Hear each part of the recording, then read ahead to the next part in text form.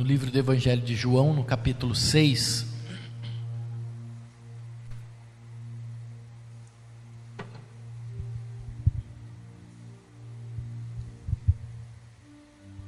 Eu não sei se você já parou para refletir sobre o casamento. O que é um casamento, né? O casamento, ele exige sacrifício. É ou não é? O casamento exige sacrifício. Um casamento falido, um casamento que não deu certo, um casamento que na última instância não teve jeito, se foi necessário apelar para o divórcio, é porque dentro desse casamento não houve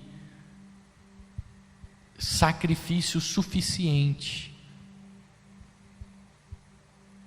Você já reparou como que é quando duas pessoas elas se unem, elas decidem se casar, e no namoro está muito bem. O namoro é uma mil maravilhas. Quem que está namorando aqui não casou ainda? Levanta a mão. Cadê o Mateus? Olha lá o Mateus. Quem mais? Quem que está namorando aqui não casou ainda? Fica com a mão erguida aí, deixa eu ver. Meu Deus, só o Mateus, só? Levanta a mão aí, Mateus. Quem mais? Fica com a mão erguida aí, irmão. Só esses dois? Meu Deus do céu. Quem que está precisando arrumar um namorado ou uma namorada aí? Levanta a mão aí. Deixa eu ver quantas pessoas estão. O Marcelão já levantou a mão ali, ó. O Felipão. Parece que é só os homens que estão pensando em namorada, precisando de namorada, né? Tá feia a coisa, hein? Mas o namoro, é interessante que no namoro, o namoro não exige sacrifício nenhum. Sabia disso? O namoro, basta a pessoa falar que ama, eu te amo. E geralmente o namorado, ele fala assim para a namorada que tem mais necessidade, a mulher, ela tem necessidade de ouvir a palavra assim, eu te amo, é ou não é? E o namorado, ele chega para a moça e fala assim, olha, eu te amo, aquilo para ela é o suficiente para ela planejar um casamento, enquanto na verdade o amor, ele tem que ser praticado, ele não é só falado. Mas no namoro, se é falado eu te amo e está tudo bem. No casamento é diferente. O casamento, não há necessidade de você falar eu te amo, há necessidade de você praticar o amor, porque só falar não resolve nada. Se você falar eu te amo, mas não praticar o amor, isso vai desconstruir o casamento, vai ou não vai? A pessoa fala, mas você só fala, mas você não prova, você não pratica. Então o casamento, ele exige sacrifício. Nós temos que nos sacrificar pelo nosso cônjuge, pela outra pessoa, é ou não é? Em todas as coisas, em todas as áreas, para que o casamento dê certo, você tem que se sacrificar. Até uma comida que você gostava, muitas vezes você tem que abrir mão dela. É ou não é? Eu quando eu casei, quando a minha esposa, ela foi fazer a comida, e o arroz que ela faz é um arroz soltinho, né? Então ela fazia aquele arroz soltinho, e ela usava caldo quinor, vários temperos. Mas eu não gostava de arroz soltinho, eu gostava de arroz papa, e o tempero tinha que ser natural. E ela se esforçou a fazer arroz papa, mas ela nunca conseguiu. Mas eu tive que abrir mão. Quem que gosta de arroz papa aqui? Levanta a mão. A irmã Marli. Você gosta, pastor? Eu gosto de arroz papa. Arroz soltinho eu não gosto não. Mas eu tive que abrir mão. eu tive que comer um arroz soltinho agora. Não tem jeito. O casamento, ele exige sacrifícios, muitos sacrifícios, coisas que nós antigamente praticávamos e agora nós vamos ter que abrir mão. O marido que gostava de jogar aquele futebol no final de semana e ficar o domingo inteiro fora de casa jogando futebol, agora vai ter que abrir mão do futebol. O marido que passava praticamente as tardes, as noites jogando videogame, agora casou, vai ter que abrir mão do videogame. O casamento exige sacrifício, é ou não é? Quando você casa, você tem que sacrificar alguma coisa, você tem que abrir mão de alguma coisa, você tem que deixar alguma coisa para trás. Você abriu mão do que, Nerivan? O que você abriu mão? De nada. Oi? Olha, o Nerivan não lembra, mas você imagina, a irmã Alexandra, ela teve que abrir mão de comprar margarina, porque ele não come. A irmã Alexandra, cadê ela? Teve que abrir mão de comprar refrigerante, porque ele não toma. Lá no Pernambuco eu comia barro. Veio pra cá, começou. O que mais que você não come? Queijo, é isso?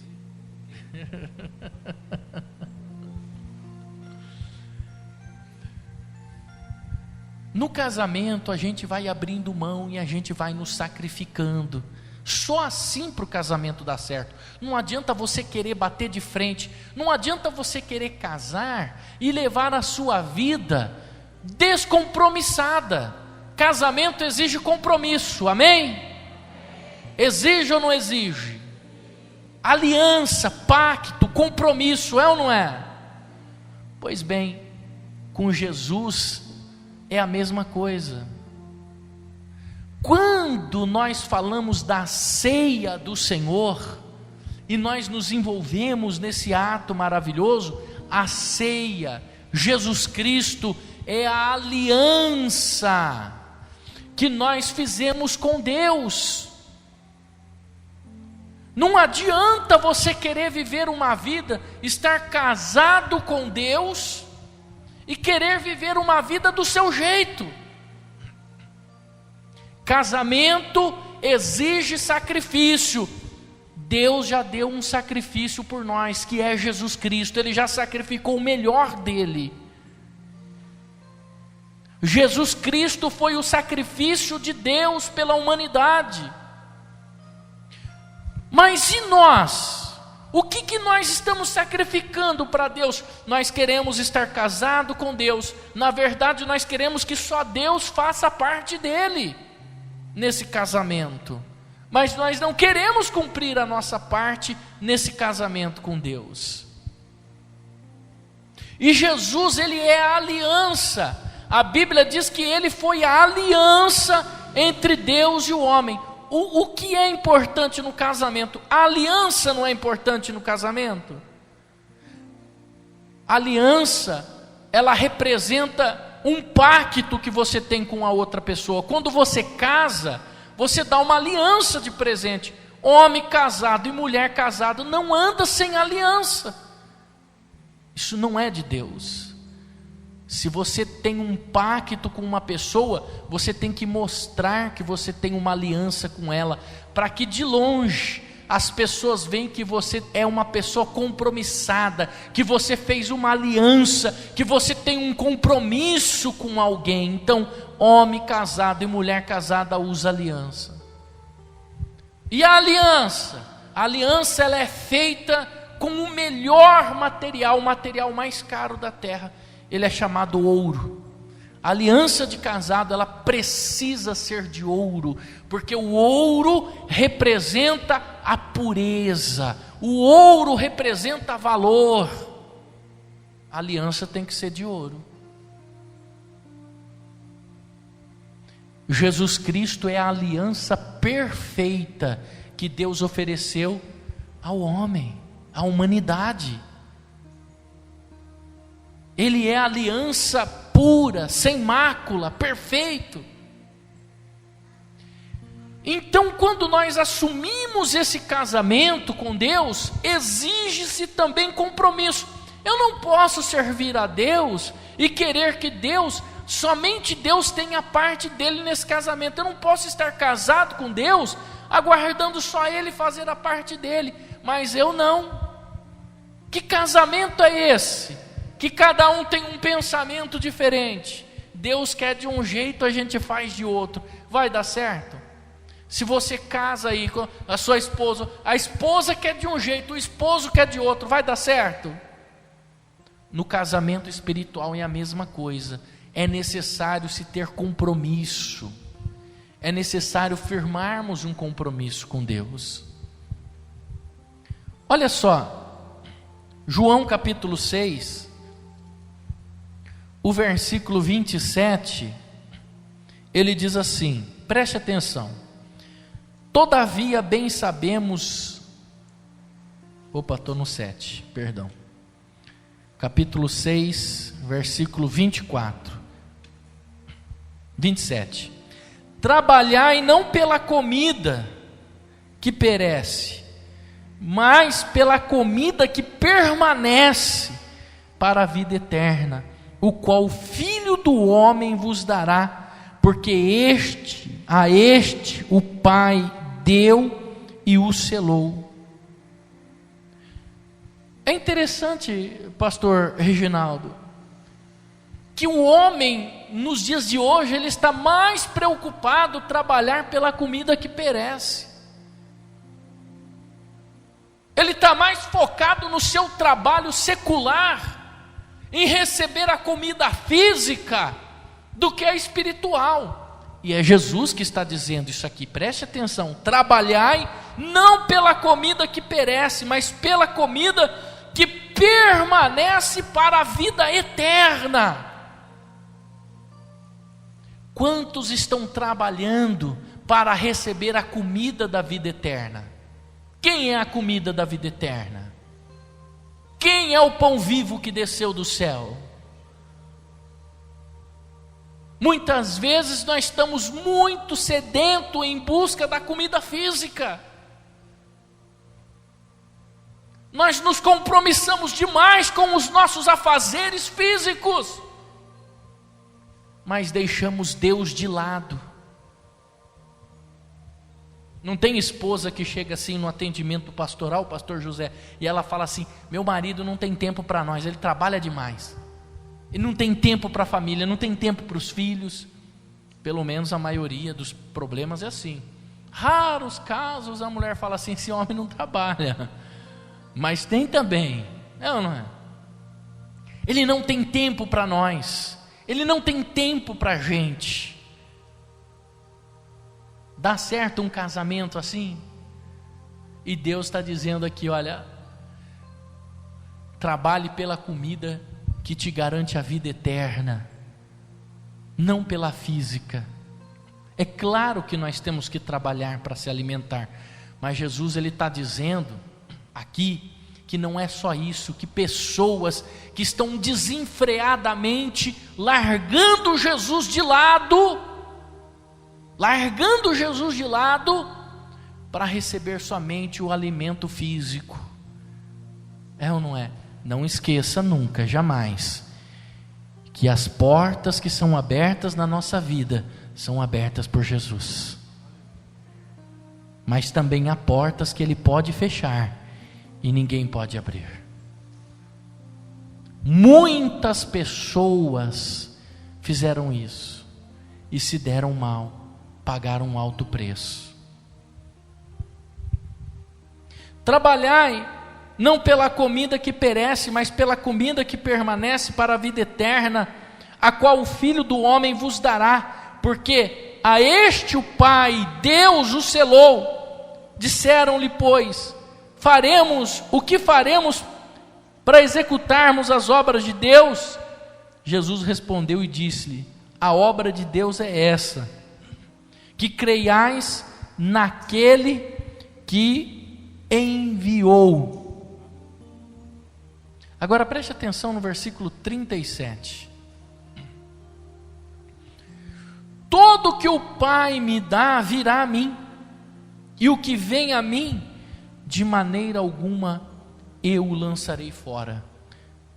Nós viemos aqui nessa noite para receber o sangue de Jesus, para receber a carne de Jesus. Nós viemos aqui nessa noite para participar da cerimônia mais importante na nossa vida. Nós viemos aqui para receber Jesus em nós. E Jesus, ele está deixando bem claro: todo o que o Pai me dá virá a mim. Quem é de Deus, vem até Jesus. Vem ou não vem? Nós não viemos, saímos de casa, saímos dos nossos afazeres, muitos saíram direto do trabalho e vieram até Jesus. Ele diz assim, olha o que ele está dizendo: todo que o Pai me dá virá a mim, e o que vem a mim de maneira alguma o lançarei fora, porque eu desci do céu, não para fazer a minha vontade, mas a vontade daquele que me enviou.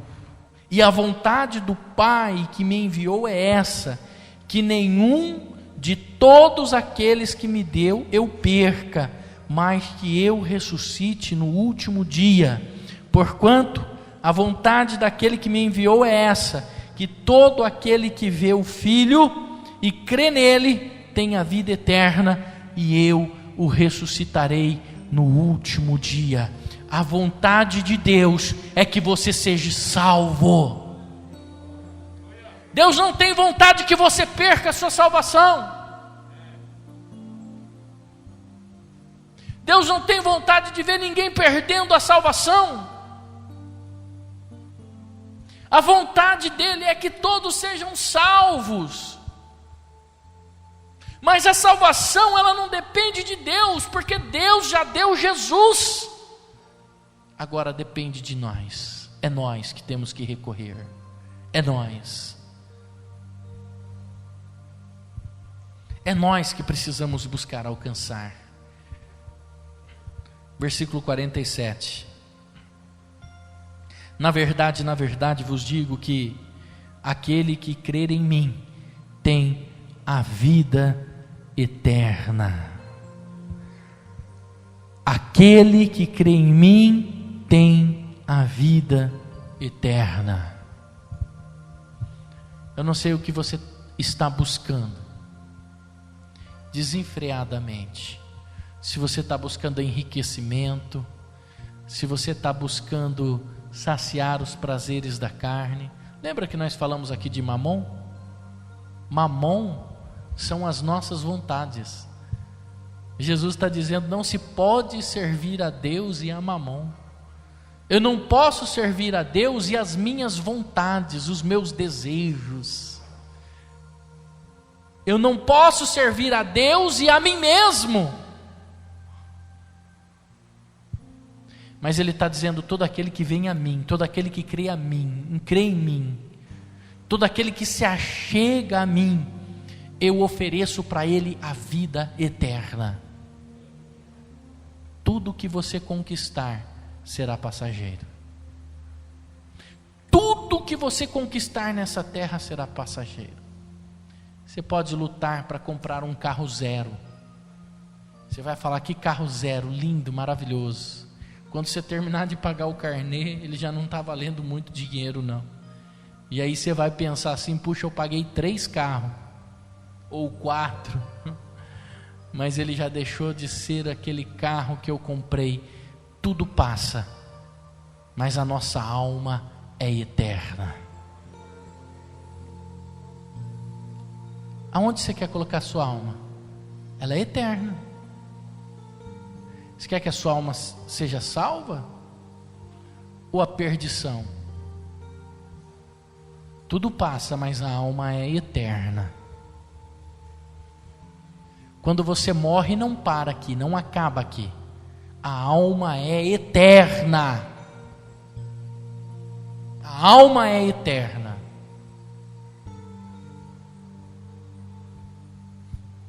Mas Jesus está dizendo que Ele tem a vida. Na verdade vos digo que aquele que crê em mim tem a vida eterna. Olha só, eu sou o pão da vida. Eu sou o pão da vida. Vossos pais comeram o maná no deserto e morreram. Jesus não está falando de uma morte física, ele está falando de uma morte espiritual. Porque Deus disse assim para Moisés: Moisés, esta geração não entra. Vossos pais comeram o maná, o alimento de Deus, o alimento que Deus preparou, mas morreram. Mas aquele que comer o pão da vida, aquele que receber o pão da vida, esse terá a vida eterna. Por que Jesus está dizendo que aquele que come a ceia, aquele que participa da ceia, tem a vida eterna? Porque Paulo ele diz assim, ele deixa bem claro: examine o homem a si mesmo. Quando eu me examino, eu vejo assim, eu não presto mesmo. Eu preciso de mudança, eu preciso me consertar. E é no culto da ceia que eu me lasco no chão, me jogo e me derreto, me derramo, me rasgo no meio. Porque olha o que o povo de Israel fazia: eles rasgavam as suas vestes. Mas a palavra diz assim: não rasgue as suas vestes, rasgue o seu coração. É nesse culto que nós rasgamos o nosso coração. É nesse culto que nós paramos e pensamos assim: é verdade, eu não fui justo com o presbítero Nerivan, eu preciso ir até lá, pedir perdão para ele, porque se você não fizer isso, você vai ficar doente, você morre. A ceia é sagrada. Isso aqui não é um quissuco, não é um pão asmo apenas. Nós estamos falando da carne e do sangue de Cristo. Paulo diz assim: esse é o motivo porque muitos estão doentes, porque não se examinam. É nesse culto que eu peço perdão para Deus, que eu peço perdão para o meu cônjuge, que eu tenho que chegar para minha esposa ou para o meu esposo e falar assim: eu fiz algo que não deveria fazer, me perdoe. Me perdoe por eu ser carrancudo, me perdoe por eu ser carrancuda, porque se eu não fizer isso, eu não sou digno do sangue de Jesus. Paulo diz assim: examine-se o homem a si mesmo, para que você tenha acesso ao pão da vida. Ao pão da vida.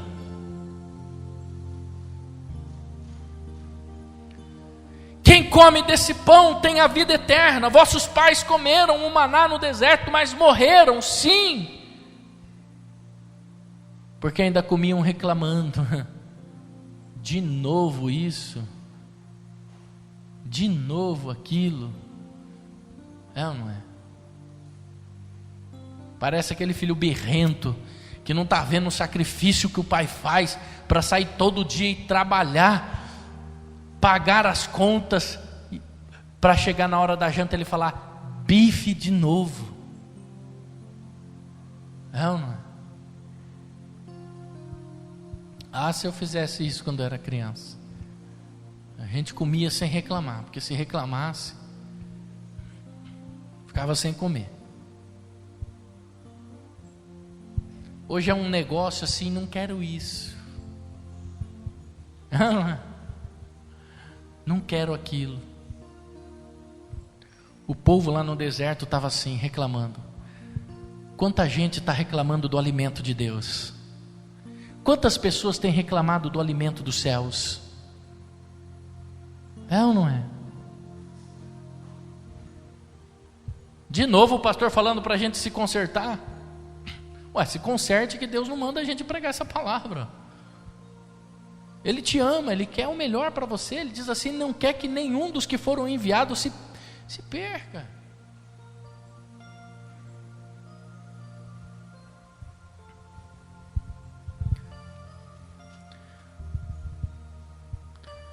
Versículo 54.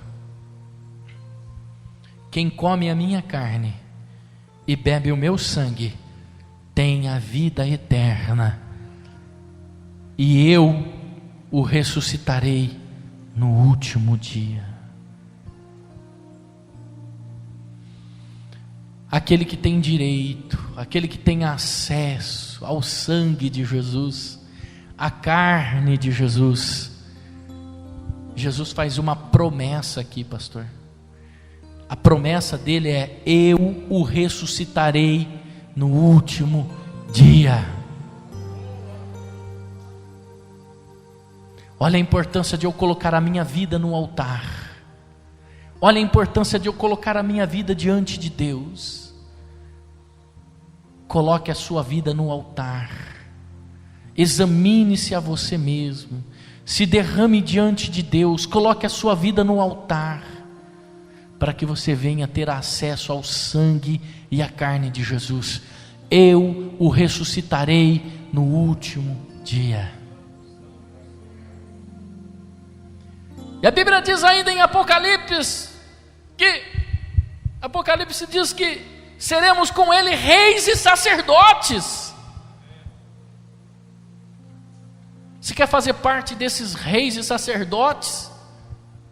Ou você quer fazer parte daqueles que estarão lançados no lago de fogo?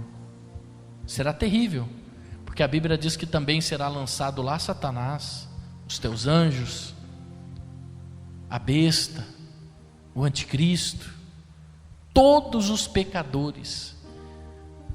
E a Bíblia diz que lá também o verme não morre, ele come, e o fogo queima.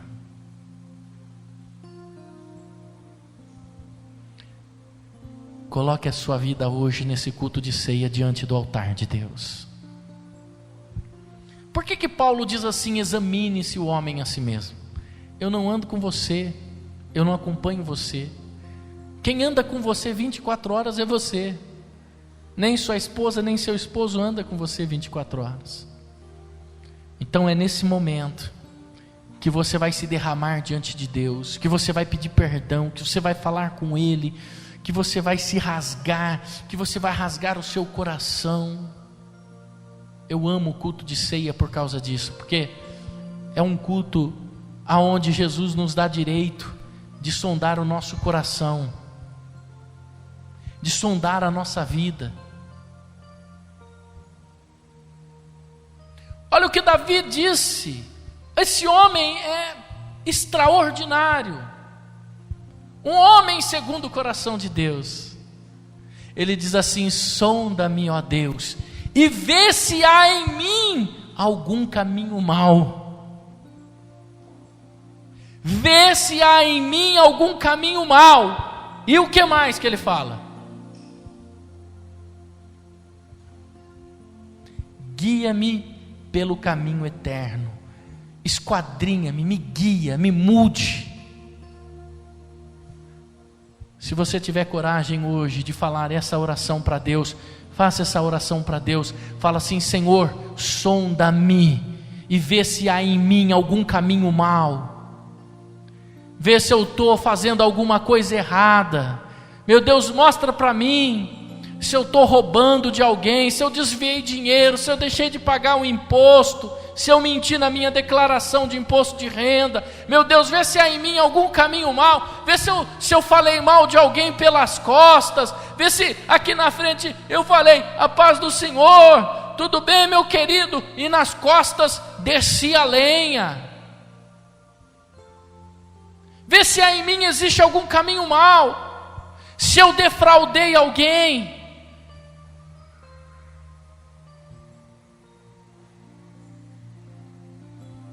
E se tiver, fale assim para Deus: me guia, Senhor, no caminho eterno. Eu não quero mais esse caminho. Eu não quero mais o caminho do erro, não. Porque esse caminho não vai me levar à salvação. Não acha que você sentando aqui no banco da igreja, cantando, louvando, isso vai te salvar. O que te salva é Jesus Cristo. Mas Jesus Cristo só pode te salvar se você tiver mudança de vida. Quando a gente se volta, imediatamente Jesus diz assim: você precisa morrer, porque você não presta. Você precisa nascer de novo, porque aquele que não nascer de novo não terá direito. Não terá acesso e também não poderá ver o reino de Deus. Veja que ele é implacável contra o erro, contra o pecado. O culto de ceia é culto de renovação. Engano seu se você acha que vai vir aqui tomar a ceia e está tudo bem. Não, culto de ceia é culto de mortificar a nossa carne. Culto de ceia é mortificar o homem e ressuscitar com Cristo Jesus, nova criatura. Como que eu posso colocar Jesus Cristo dentro de mim se eu estou colocando outras coisas dentro de mim? E é tão interessante que isso é pessoal. Por isso que Paulo ele diz assim: examine o homem a si mesmo. Eu não posso examinar o Gelson. Fala assim: irmão Gelson, eu não posso. Eu não sei, é ele e Deus, é ele e Deus. Olha o versículo 51. Eu sou o pão vivo que desceu do céu. Se alguém comer deste pão, viverá para sempre. E o pão que eu der é a minha carne, que eu darei pela vida do mundo. Mas preste atenção, se alguém comer, veja que é pessoal, esse versículo é algo pessoal. Quem quiser, se alguém comer, alguém, quem comer, é individual, é algo pessoal. A nossa vida com Jesus é pessoal. Eu não posso salvar minha esposa, nem minha esposa pode me salvar. É pessoal. A vida é pessoal. A nossa vida no altar é pessoal. Por isso que a Bíblia diz: estando dois na cama, um será levado, outro será deixado. Estando dois no campo, um será levado, outro será deixado. Estando dois em algum lugar, é 50%. Versículo 56: quem come a minha carne e bebe o meu sangue, permanece nele, em mim e eu nele. Versículo 63: o Espírito é o que vivifica, a carne para nada aproveita. As palavras que eu vos digo são Espírito e vida. O Espírito é o que vivifica, a carne para nada aproveita. Você precisa receber o Espírito Santo de Deus. Jesus ele está dizendo que se você permanecer nele, ele permanece em você. É um casamento, é uma aliança. Quando eu me caso com ele, ele assume um compromisso comigo, e aí é necessário sacrifício, vida de sacrifício. Quando eu me caso, eu estou casado, não tem como mais voltar atrás. A Bíblia diz que tornam-se os dois uma só carne, né, presbítero Nerivan? Os dois se tornam uma só carne. Para que você entenda, vamos lá, capítulo 15 ainda do livro de João. Aqui você entende o que é um casamento com ele. Aqui você entende que ele exige um casamento. Capítulo 15, versículo 4 diz assim: estai em mim, e eu em vós. Como a vara de si mesmo não pode dar fruto, se não estiver na videira, assim também vós, se não estiverdes em mim. Eu sou a videira e vós as varas.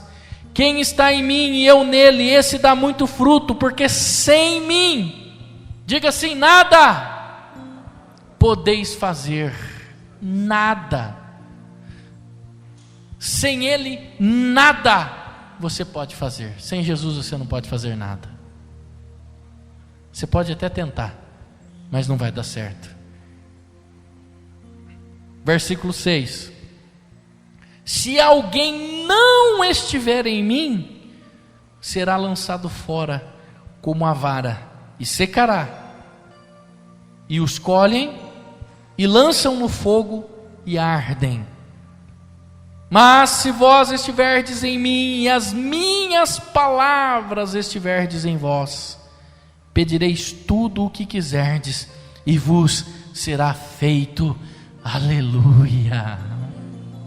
Que casamento maravilhoso é esse!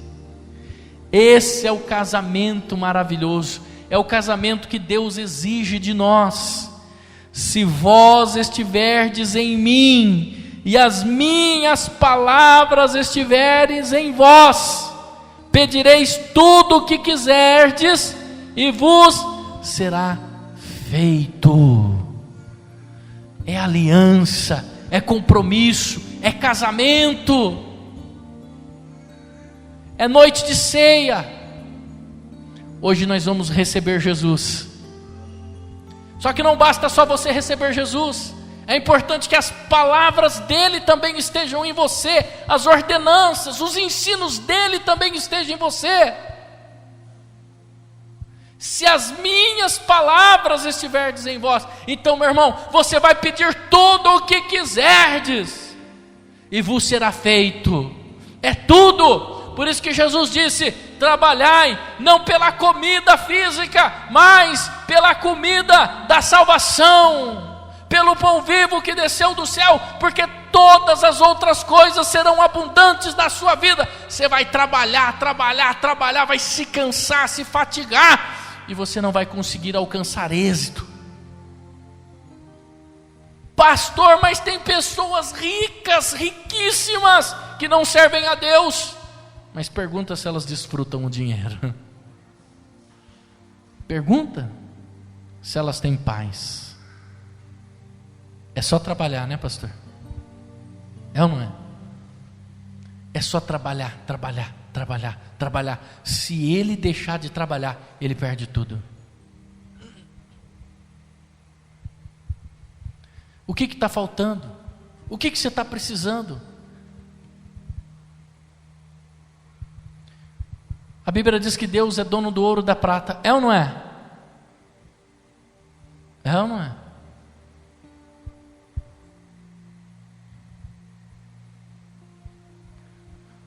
A Dayana, quando casou com o pastor Reginaldo, o pastor Reginaldo tem um xodózinho dele, que é o carro dele. É o carrinho dele. Anda limpo, mais limpo que uma UTI de hospital.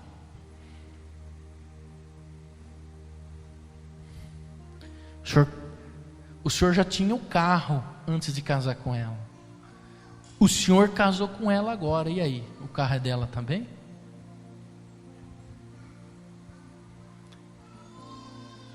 Deus é dono do ouro e da prata. Quem está entendendo? Você quer casar com Ele? Você quer ter a vida com Ele? Você quer permanecer nele? Deus é o médico dos médicos, é ou não é? Você quer casar com Ele? Você quer ter vida com Ele? Por isso que Jesus está dizendo: se as minhas palavras estiverdes em vós, pode pedir tudo o que você quiser e vos será feito. O que você está precisando? O que você precisa colocar nas mãos de Deus? O que está faltando na sua vida? O que é que está faltando? Fale com Ele. Fale com Ele. Aleluia. Mas é necessário eu ter uma vida no altar, é necessário eu ter uma vida de compromisso, é necessário eu estar casado com Ele. Pare de se preocupar com as coisas supérfluas, se preocupe mais com a sua salvação, se preocupe mais se o seu nome está escrito no livro da vida ou não. Eu vou estudar, vou fazer isso, aquilo outro. Estudar é bom, nos livra da ignorância, mas tudo que eu estudei não serve para nada. Sabe por quê? Porque quem cuida é Deus. Uma vez, há muito tempo atrás, eu não era casado ainda, eu trabalhava na rádio. Esses dias eu postei minha foto no grupo, na Rádio Difusora, eu não tinha nem barba ainda. Está lá no grupo. Sai no Correio Popular. 2004 aquela foto. Mas olha, uma vez eu com fome, querendo comer, não tinha dinheiro, não tinha. Pensa numa pessoa sem dinheiro, pensou? Eu era 3 vezes mais sem dinheiro. E aí eu passei e falei com Deus, falei, Deus, eu queria tanto comer. Eu achei uma nota de R$10. A nota era de plástico naquela época.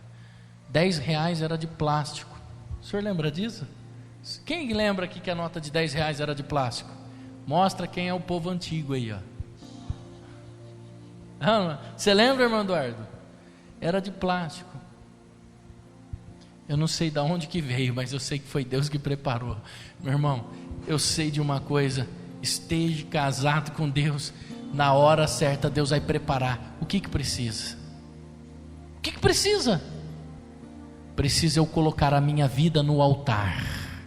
É isso que precisa. Eu me casar, eu assumir uma responsabilidade, um compromisso com Deus, um compromisso com o Senhor. É isso, é compromisso.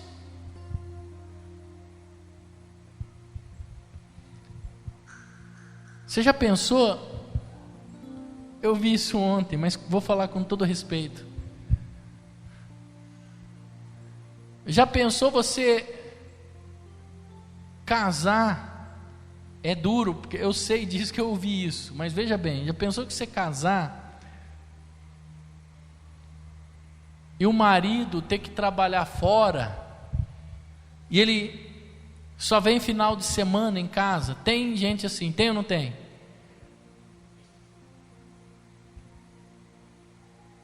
Já pensou, irmã Josi? Vamos usar a irmã Josi lá atrás. O irmão Lima arruma um trabalho, o irmão Lima só está em casa sábado e domingo. Ou só domingo, porque no sábado ainda tem que fazer alguma coisa. Que vida, hein? Quem quer uma vida assim? O marido fica fora, não vai falar amém, irmã? Pelo amor de Deus. O marido fica fora a semana inteira, está em casa só de domingo. Que tristeza, é ou não é? É ou não é? Já pensou que dureza? Pensou, irmã Luísa? Irmão Cláudio, casa com a senhora,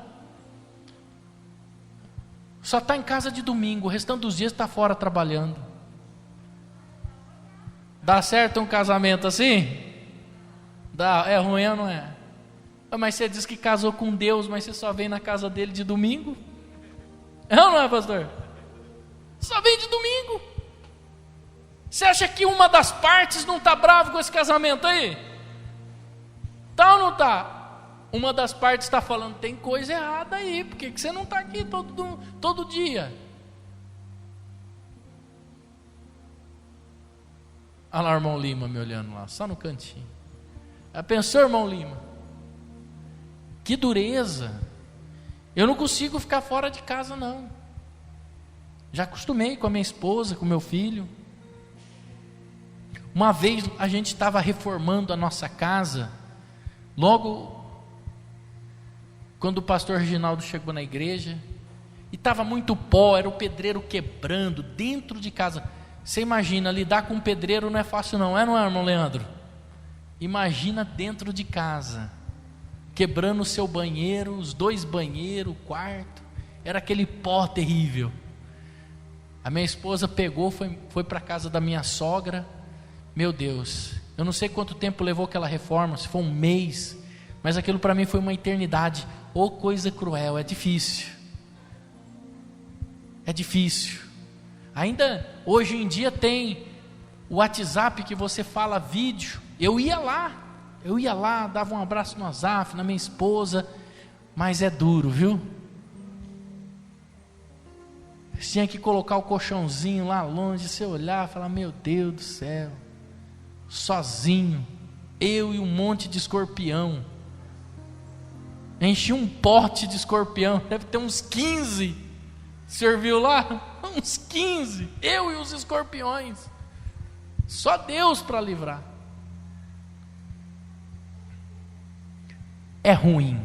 Agora você imagina Deus, presbítero Nerivan. Deus falando assim: puxa, você veio aqui, você fez uma aliança comigo, você se casou comigo, nós temos uma aliança. Nós somos casados, nós temos uma aliança, você formou uma aliança. Aonde está você? Por que você não está fazendo a tua parte? Então hoje é culto de ceia, fala com Deus: meu Deus, eu tenho uma aliança contigo, eu sou casado com o Senhor. Tira de mim toda a birra, tira de mim todo olhar de eu olhar para o Gelson e falar que eu não vou na igreja o dia que o Gelson está, no dia que o pastor José vai pregar, no dia que o pastor Fábio vai pregar, eu não vou. Não é? No dia que o pastor Reginaldo vai pregar, eu não quero estar lá. Tira isso do seu coração.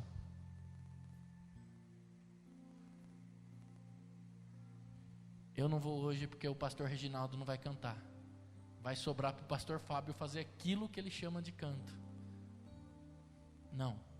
Eu tenho a minha vida, é com Deus. Nada pode abalar um casamento, é ou não é? O seu vizinho não pode destruir o seu casamento, amém? Com Deus é a mesma coisa, ninguém pode destruir. A Bíblia diz assim: quem nos separará do amor de Cristo?